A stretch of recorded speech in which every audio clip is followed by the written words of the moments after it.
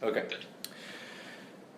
Okay, hi everyone. This is Brendan Halloran, the Program Officer for Impacted Learning at the Transparency and Accountability Initiative.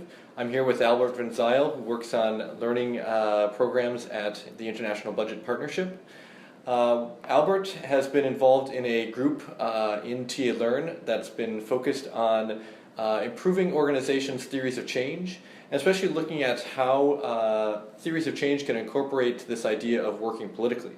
So Albert, thank you for joining me today to talk a little bit about the work that you guys have been doing in this TALEARN practice group. Let's launch right in to these questions because I'm eager to hear from you about some of your thoughts. So there have been 3 improving theories of change virtual case clinics so far. You led the first one on IBP's global theory of change, and then we also had the participation of the Public Service Accountability Monitor in South Africa and the State Accountability and Voice Initiative in Nigeria. I was just hoping you could say a little bit about what you've learned from both presenting IBP's theory of change and from hearing and discussing 2 other theories of change, specifically about this challenge of incorporating working politically into these theories of change. Thank you, Brendan. Thank you for having me. I think the first, most important thing that this group is learning, and that I've learned speaking for myself, is that when we say that we work politically, there is almost an assumption that this involves force, that this involves making somebody do something that they wouldn't have done otherwise. We've had a couple of fantastic discussions in this group that shows that this might not always be the case. So we had a really good example from a group working in Nigeria, which the name escapes me now. You'll remind me, that showed us that perhaps one of the best ways to start working politically is to pick an issue where the executive and the civil society group actually shares an agenda. And so, to take it into some of the perhaps more technical language that people like David Booth have used to take questions that are perhaps not principal agent problems, so that are more collective action problems. So where people are asking themselves, they don't define the answer to the question, what shall we do? The problem lies in the realm of how shall we do it. And what this initiative in Nigeria has shown us was that once you manage to create that space where the executive and citizens and oversight institutions work together, almost as a point of departure on somewhat less controversial issues that they already agree on, that it might become possible to work on slightly more difficult issues. So just to entertain the last remainders of sort of more activist conflictual approaches in me, I should also point out that we've got many good examples of where citizens have to perhaps apply a little bit more pressure in the form of litigation. NCDHR and others have shown us how one can use mass action and the media to apply some pressure. But the new thing that I've learned here is that there are perhaps more, in South Africa we call it quiet diplomacy approaches, that where the primary goal is to start a conversation and to establish contact. And that perhaps that makes a lot of things possible that would not have been possible otherwise. Great, and just to follow up on that point, so in terms of incorporating this insight that, depending on the issue, depending on the context, there may be opportunities for more collaborative approaches, or there may be necessity to apply some more pressure. How do you build that into a theory of change? Do you just say we're going to engage with these set of actors and these set of processes because they're important to achieving accountability outcomes? Or do you actually maybe do some analysis and say we're going to, our assumption is that there's some space here and we're going to test that assumption, and if that doesn't go so well, then maybe we'll revert to some different kinds of strategies? If we go and look at some of the examples of where this has happened, and I think we're going to start drifting into our second question, but if we look at some of these examples, what seems to happen is that people are simply learning in the process. So it is perhaps difficult to foresee some of these things in a theory of change. So we're starting to get into an interesting discussion about integrating learning into theories of change and the opportunities for adaptation and kind of iteration. I'm interested to hear maybe a couple of examples that you've seen that have particularly showcased organizations' ability to learn and to adapt and to change maybe from an initial focus, and also talk a little bit about what's enabled this to happen, what's enabled this learning environment. Specifically, in the case of external funding, have their funders gone along for the ride in terms of supporting learning, supporting adaptation, or was there some negotiation that had to take place? Right. So you asked for some examples, Brennan. So, I mean, two of the most interesting examples, and I don't say they're interesting only because they form part of our case study series. I think perhaps I know about them because they're part of the case study series. I'm sure there are many more out there. But one of the more fascinating examples is one that I discussed in an IBP webinar a little while ago, which deals with Samartan, an organization that monitors the implementation of the National Rural Employment Guarantee Scheme in India. And the initial set of assumptions, the problem that Samartan was responding to was that there was very low take-up of the scheme. So here's an opportunity for people that are unemployed to either become employed for a limited period of time, failing which the local government needs to provide compensation for the inability, in lieu of the inability to provide work. So it's a little bit puzzling that people don't pick this up, right? So that there's a low take-up rate. And the assumption that Samartan started working with, which is not an uncommon one, was that people didn't know how to do this. People didn't know how to apply. And they very soon discovered, perhaps sounding a bit like the Nigeria example that I spoke about earlier, they discovered that the officials were also a bit uncomfortable with the workings of the scheme. And so initially, simply training officials, identifying bottlenecks in the administration, and then literally briefing people on the process of application and helping them apply, had some pretty good results. Interesting, significant take-up improvements. The improvements in business flow and administration spread, so other people that Martin hadn't worked with started doing this. So it looks good, right? Sadly, the timing of our case study was just a little bit off, because we should have written the case study at that point, right? Because it's a good success story. Except we were a little bit late. So what the consultant found as well was that these gains had started rolling back. People had started leaving the scheme again,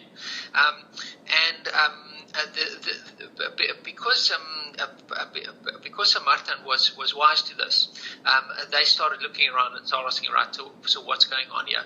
And they figured out, perhaps a bit unsurprisingly, that these newly skilled officials had now also learned how to apply these skills for perhaps less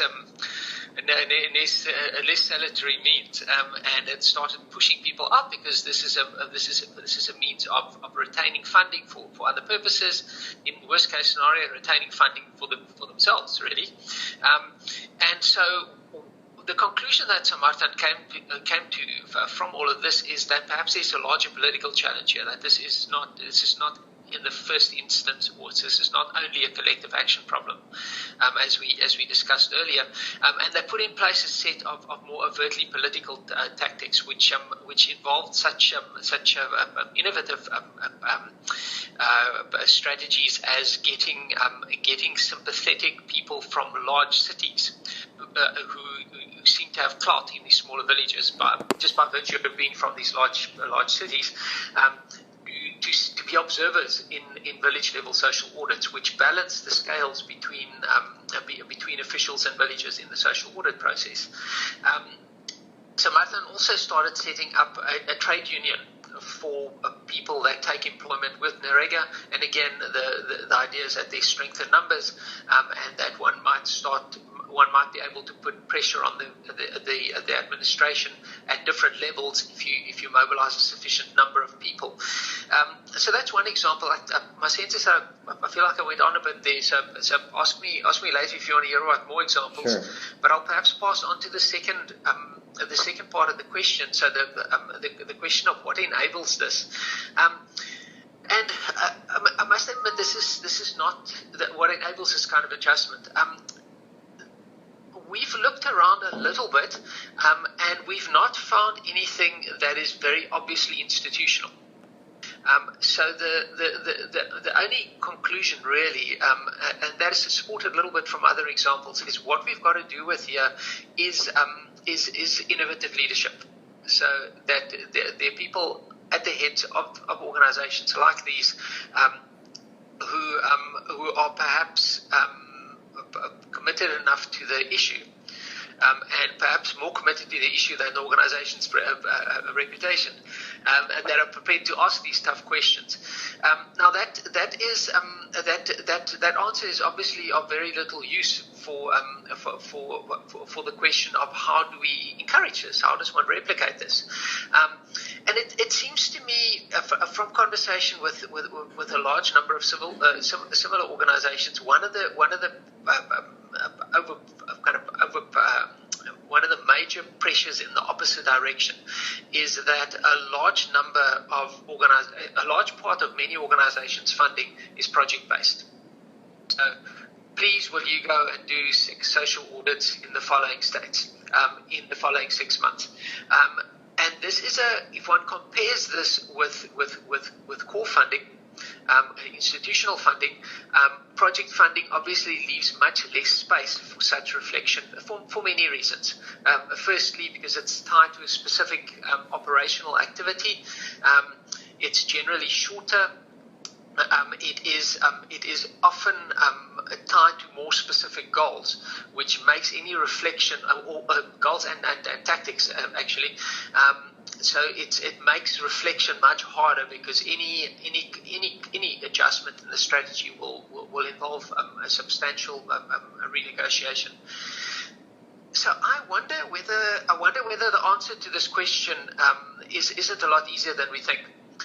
So is this not about in an ideal situation, perhaps moving funding away from a project approach, which for many reasons we know now in the governance field this doesn't work. It does not produce even the results that it seeks in its own terms. So perhaps somewhat move away from project to core funding. Failing that, I think what might already help if one, there are imperatives from the side of donors which might make something like that difficult. Many organizations simply struggle to find the time and space for such thinking. So I think a simple mechanism like saying, look, we would like to, in the budget that you submit, we would like you to set aside and ring fence X amount of money for a twice a year strategic planning event.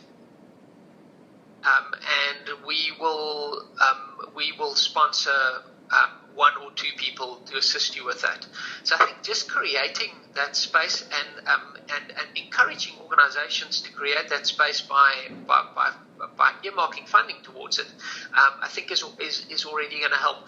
But all of that said, we've got more examples than reasons why. It's a beautiful thing to see when it happens. I can't pretend to know why it happens. Sure. But I think you've highlighted, a number of interesting internal and potentially external enabling conditions, that would be that are worth exploring a little bit further. So that's great. Just to shift gears slightly, when you presented the IBP's kind of global or institutional theory of change back several months ago in our first Improving Theories of Change virtual case clinic, you pointed to a number of key actors and processes that IBP kind of envisioned would potentially be important depending on the context in which they were working with at the national or subnational level. This seems to me to tie into another idea that IBP and you have been working on around these accountability ecosystems, looking a bit more systematically at linkages across actors, institutions, and processes, how different organizations in civil society, can partner with media, can partner with legislative bodies or other kinds of state accountability mechanisms to really get a more, I think, effective and probably sustainable approach to accountability. So I was just wondering if you could say a little bit about what you're finding out or what you're evolving in your thinking about this, and how you're encouraging organizations to think about this in terms of a theory of change, looking at this broader accountability ecosystem. Right. Perhaps I could talk a little bit about, by way of illustration, I could talk a little bit about the work that we're doing in South Africa at the moment. We've discovered in South Africa, I guess a little bit unsurprisingly, that the National Treasury is as concerned about instances of poor delivery and instances of poor value for money at local and provincial level. Some of the civil society organizations that we work with in South Africa have developed a unique and strong capacity for monitoring such things at local government and provincial government level. Their problem, on the other hand, is a problem of access to budget information, because very often we find that access to information is stronger at a national level than it is at a local level, so the more micro one goes. And so there's really interesting conversation happening between some agencies, the national government, and these civil society organizations about how they might cooperate to ensure that the budget and policy cycle is monitored from national all the way down to the point of service delivery, so that the national agency's ability to have eyes and ears on the ground, as it were, be strengthened.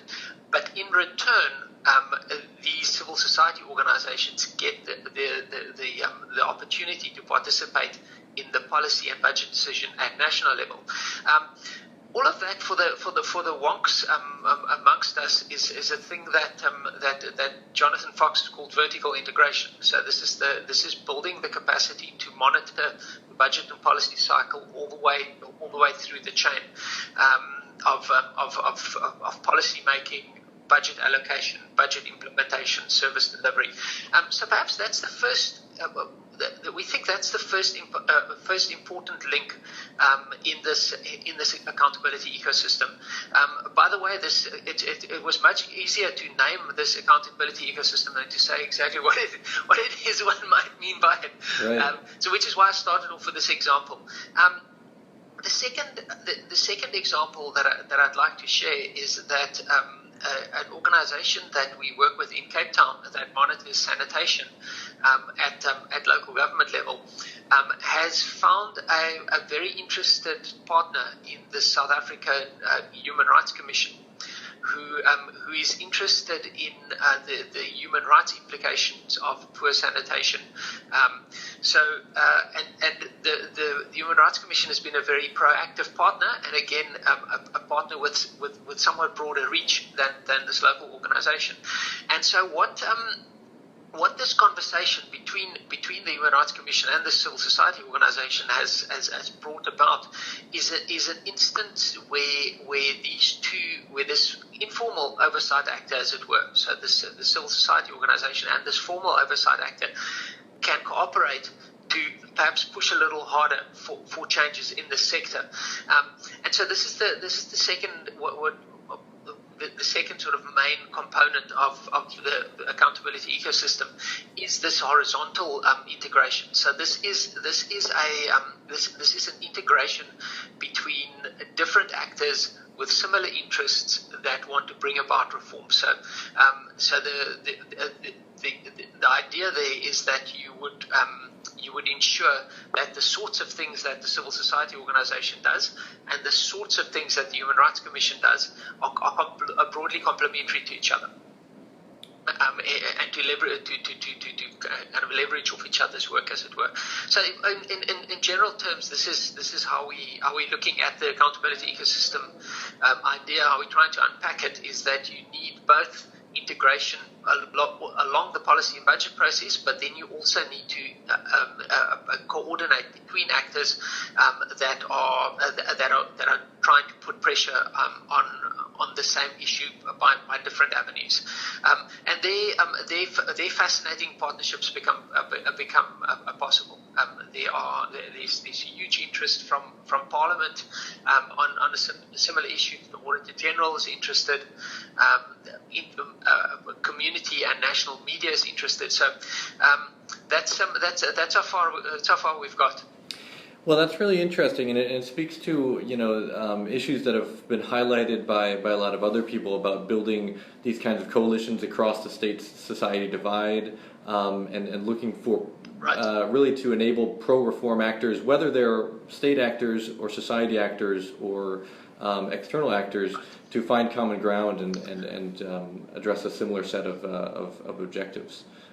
So that's really interesting and exciting to see how that evolves in both of those cases and more broadly.